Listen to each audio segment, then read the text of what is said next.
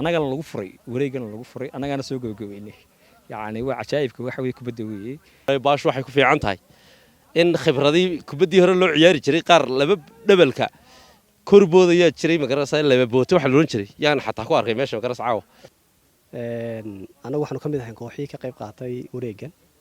waxaanu ku hadhnay wareegii koowaad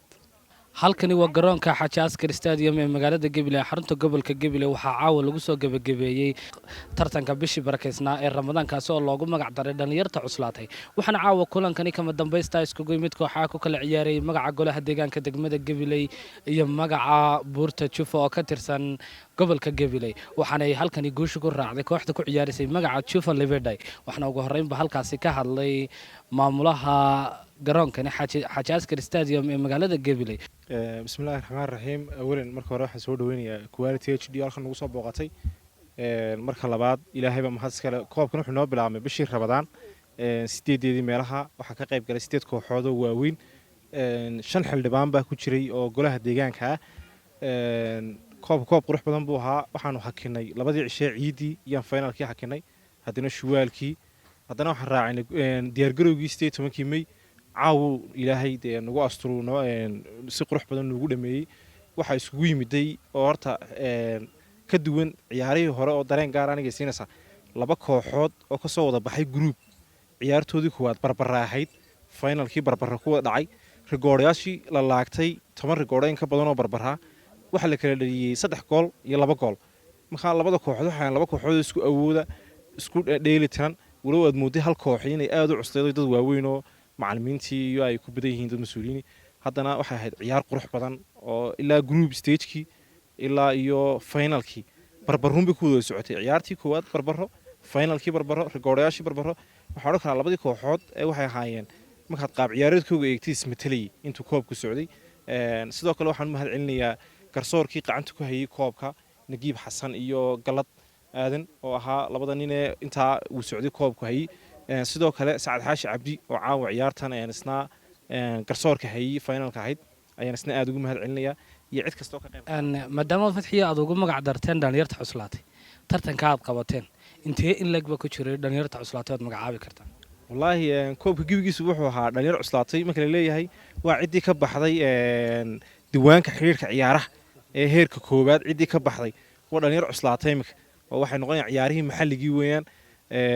oo sharciga waxaan u eegnaa xiriirkood ee mas'uulka xiriirkaaba ku jiray koobka ciyaaray iyo xogayihii iyo aad u dhalinyar fara badan oo cuslaatay ku jirtay waxa aan magacaabi karaya iminka 5 xildhibaan oo ciyaaray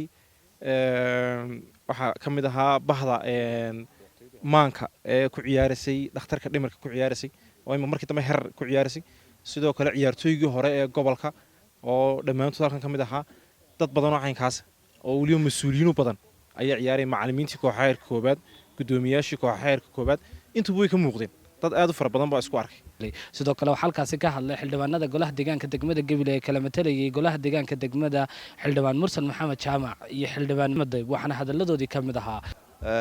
kulankeenan caawaha kulanka kii u dambeeyay ee finalka wareeg muddo soo socday muddadii Ramadaantii soo socday oo wareega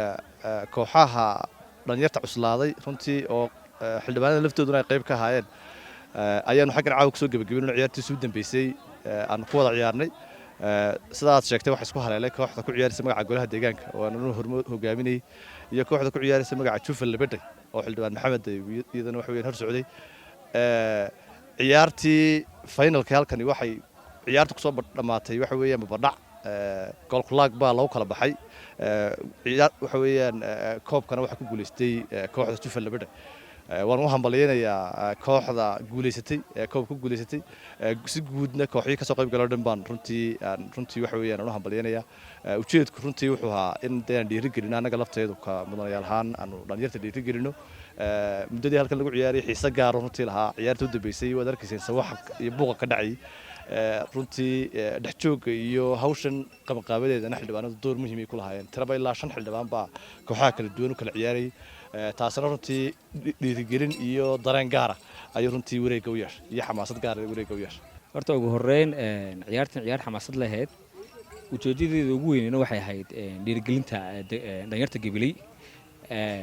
waxa weeye horjoogayaashoodii iyo hogaamiyaashoodii iyo kubaddii ku soo noqdo ciyaaraya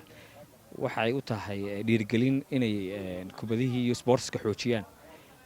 wixii maaragtay xumaanayo wixii balwadaan ay ka fogaadaan horta ujeedada ugu weyn ahayd koobkan wuxuu bilaabmay ramadaantii ayuu bilaabmay finalkii waxaa isku soo hadhay labadeen xildhibaan isku soo hadhay golaha deegaanka iyo buurta jufada waxa weeye nasiib bay ahayd nasiibkun buu ilaahayna siiyey ma aha muhiimadda ugu weyn ma aha hebel baa badiyey laakiin waxa weeye si qurux badan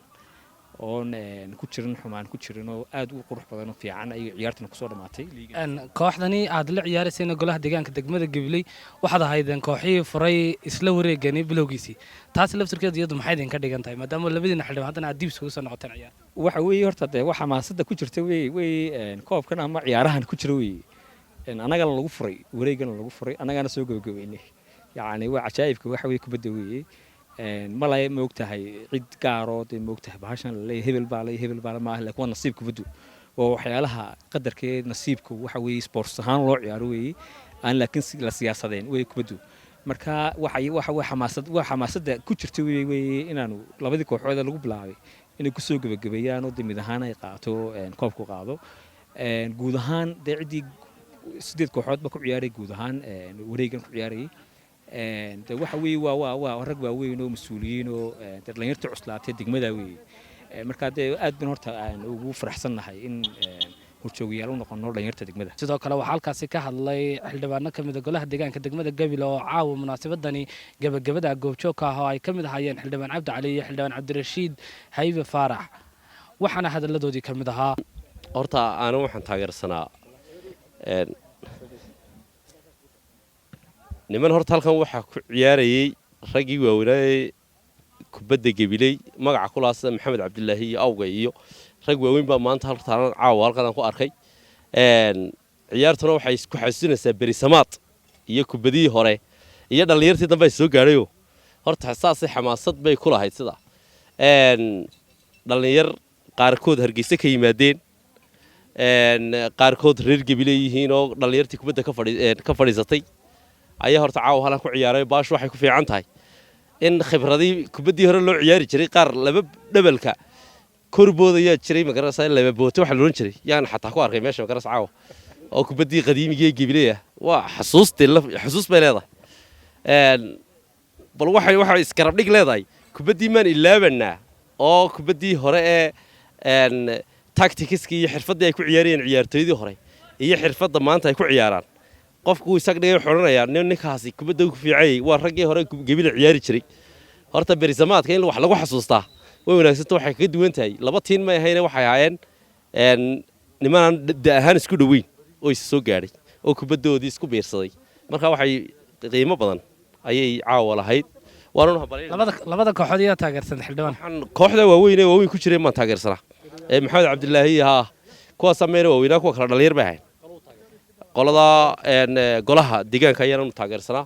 waana laga badiyay waxaana leeyahay hambaliyo ayaa xildhibaanka qolada hogaaminaya Jufa buurta Jufa waan taageeranaa biyano ka suganaa maranaya kullay biyano way ku jiraan waxaan mahad celinaa Ilaahay subhanahu wa ta'ala mar labaadna guddiga soo qaban qaabisay barnaamijkan tartankan iyagana waan mahadinayaa anagu waxaanu ka mid ahay kooxihii ka qayb qaatay wareegan waxaanu ku hadhnay wareegii koowaad runtii labadan xildhibaan baa tiimada kala hogaaminayba maanta finalkii yimid ciyaar fiican oo waqtigeedii barbaro lagu kala baxay rikoodhayaal haddana lagu celceliyey oo ugu dambeyntii guusha ku raacday kooxdii Jufa uu hogaaminayay injineer xildhibaan Maxamed Bayb ay guusha raacday qoladan kalena waxa weeyaan waxaa runtii aad iyo aad buu dadaalay labadoona hambalyeynaya runtii waxay nooga dhigan tahay wax weyn dhalinyaradii oo kooxihii waaweynaa iyo kooxihii yar is dhex galeen kubadda cagtuna runtii waxay keentaa isdhexgal iyo dadku inay walaaloobaan inay wax badan wadaagaan khibrad wadaagaan runtii farxad gaara bay noo leedahay labada kooxood kooxdee baa taageersan adigu xildhibaan anigu shakhsiyan kooxdan waxaan la socday Jufo sababtuna waxay ahayd iyagu reer Gabiley khaas ah qoladan kale waxaa ku jiray qolyo qurba jooga oo Hargeysa u badnaa ku jiray runtii koox dhalinyaroo reeb gebile khaasa bay haayeen runtii xildhibaankana dee waan hambaliyay uu soo dadaalo maanta halkaas yimid anagu wareegii koowaad baan ku hadhnay bay isagu ka insha Allah waan anagu waxaanu ka mid ahayn kooxii ka qayb qaatay wareegan waxaanu ku hadhnay wareegii koowaad. shirkadda Blue Confiber waxay kugu bishaaraynaysaa inaad ka helayso internetka ugu xawaaraha sarreeya dalka oo ku dhisan fiber optic tayadiisu tahay 5G. internetkan xoogga badan ayaad kaga haqabeelaysaa